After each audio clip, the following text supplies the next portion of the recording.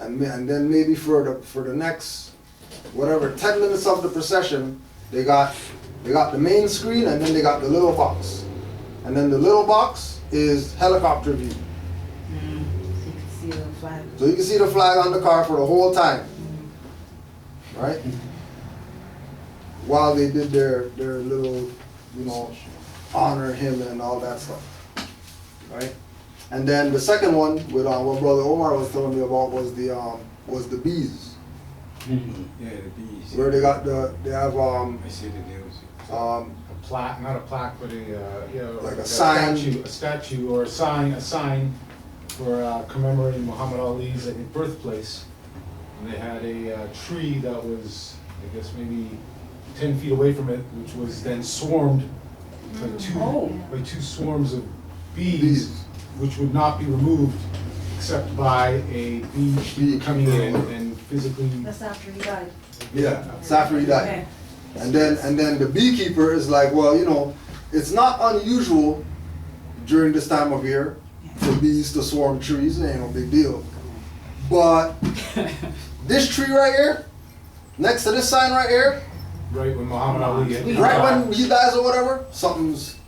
And then when you do the knowledge on bees, they say they connect to the Most High and that they are present when the Most High is their purity, all the queen. The metaphysics of bees, right? And then what just came to me when you were talking about this, what I think I realize now, is what we do realize is that they're using our science, that ultimately, for whatever you may think about Muhammad Ali on the surface and stuff, he was actually doing stuff for the nation. So therefore, you're now going to have the universe getting with him. Spirit, Right. yes. So what happened was the universe was with him. Yeah. Those bees were an indication to the powers that be that they better not mess around. Don't play. And also So- to us that he was doing what he was Well, doing. and that is why the flag probably even came from them. The Possible. flag may have even been for them, Yeah. because they better acknowledge the Most High, Right. no matter what form they came in, Right. Yeah. right? And then that's what Ali is, Most High. Right? Because bees are different. Okay, and then also too, the fact that, our culture is matriarchal, and so are bees. So the signs are being laid out for those who have eyes to see. Political slavery.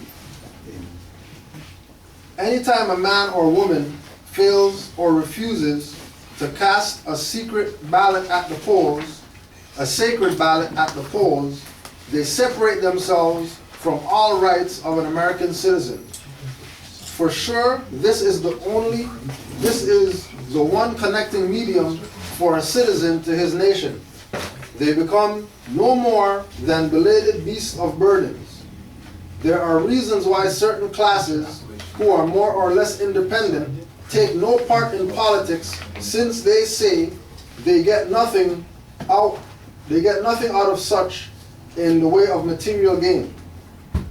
This is no less than a political slave, since they refuse to voice their sentiments at the polls. Now, this is another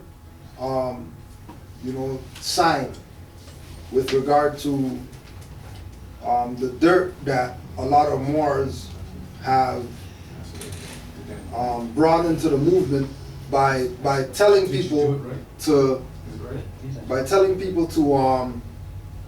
go vote and get licenses and go get all these documentation from the state, because Noble Drew Ali said get marriage certificates, and Noble Drew Ali said do this and do that. During Noble Drew Ali's time, there was no democracy. So sure, go get a license during Noble Drew Ali's time. Sure, go to the polls and cast your vote during Noble Drew Ali's time, because you're actually having a say in de jure governmental processes. In this day and age, ain't no de jure governmental anything going on. Everything is corporate. You go to the polls, you go get the ballot. The thing says, you in all caps, and who you're voting for in all caps. So clearly, they're letting you know that that's not the jurisdiction that you should be really dealing with for those things, right? Another form of political slavery, which is probably more prevalent among the less independent classes, is that of being forced into one of the major parties and there bribed, coerced, or otherwise forced to vote the wishes of someone else regardless of their own minds. Before there can be general relief for the economic good for all forms of political slavery must be abolished, and every citizen must take his part in the affairs of the nation. Now, again, another form of political slavery, which is probably more prevalent among the less independent classes. Right? So he's acknowledging that there is such a thing as these people that are not of the class. How you doing? Right? They're not of the class, right? Of the independent class.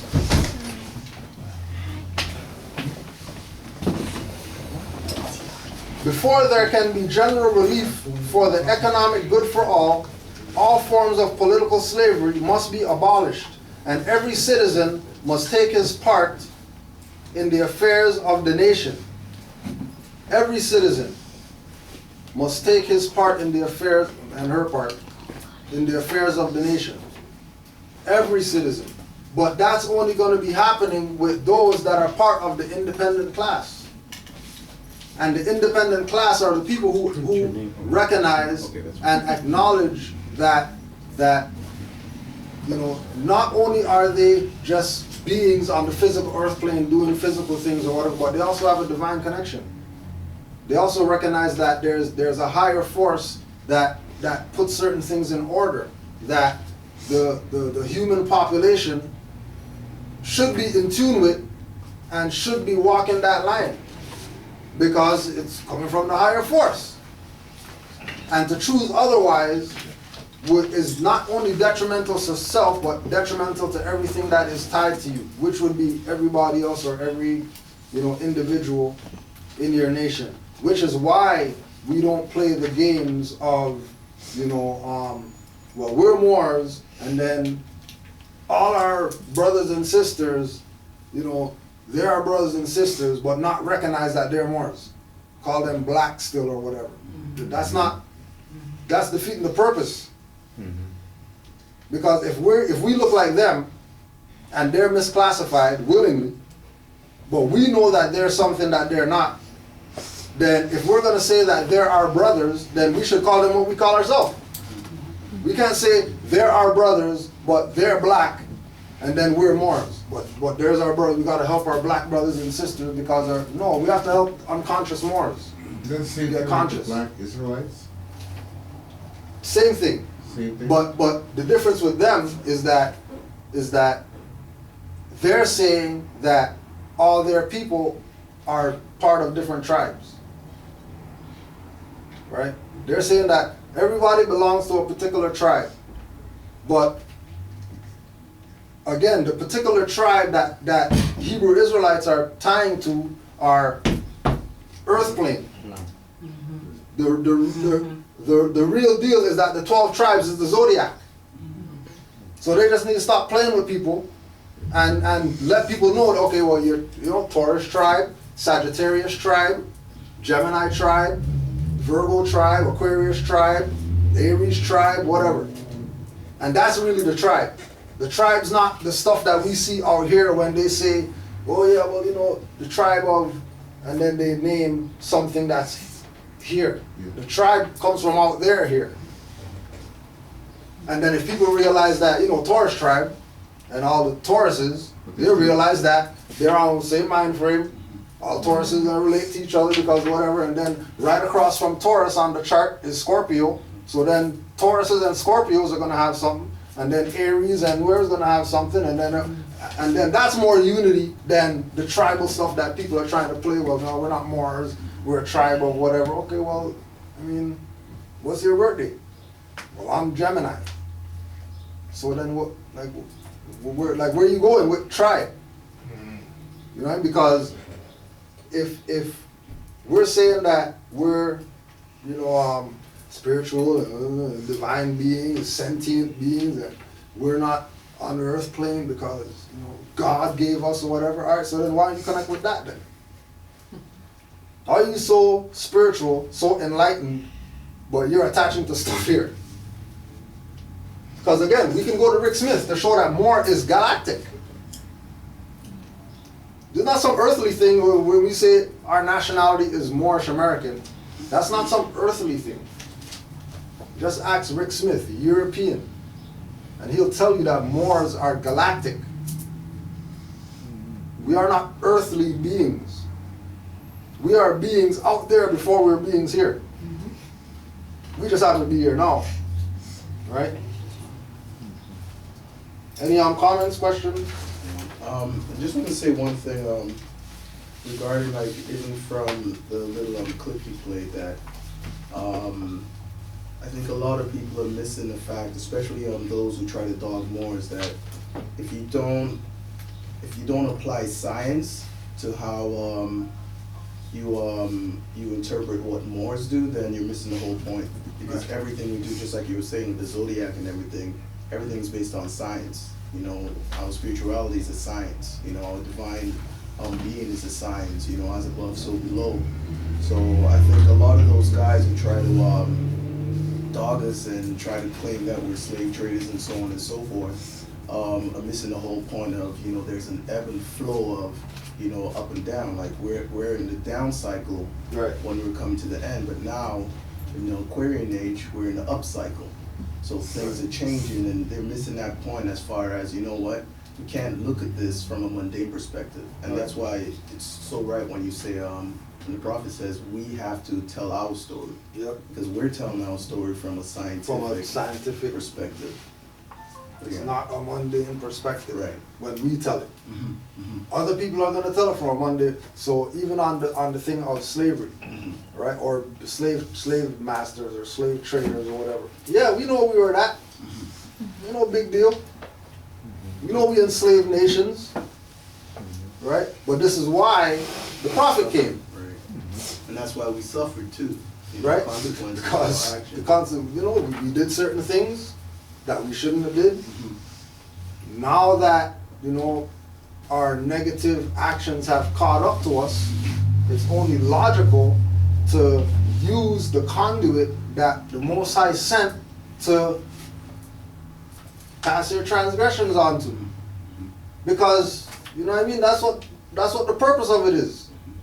So that we don't have to have the burden of, oh man, I can't, we did that and oh, we can, and everybody's feeling, now we're Moors, but now we're still guilty of, or feeling guilt of something, when everything was taken away, right? And we're not talking about the spirits are working today with that door.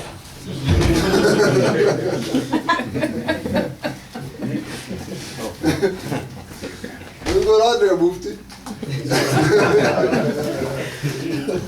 I was going to say, I think before we can understand, or people out there can fully understand the zest of what being a Moor is, they have to first get back to nature. Yep. Meaning let's say Europeans, they classified our pineal gland, which is what it was a direct communication path, or here as well, to this higher spirits. And through when they said that slave trade or whatever, and they fed us certain foods and exposed to certain chemicals, it dumbed us down. We got trapped in ourselves, which is our bodies. So a lot of people they're having a hard time to fully understand. The brain cannot even think beyond this physical plane. So I think before we can bombard people and say, okay, you're Moor, which I do, and say they're Moors, whatever, but I first get them back to nature and say, what about nature, which is spirit, and we all come from nature. And then from that, I bring them up further to say, we're Moors, and this is what we control nature. We created it, right? We are it.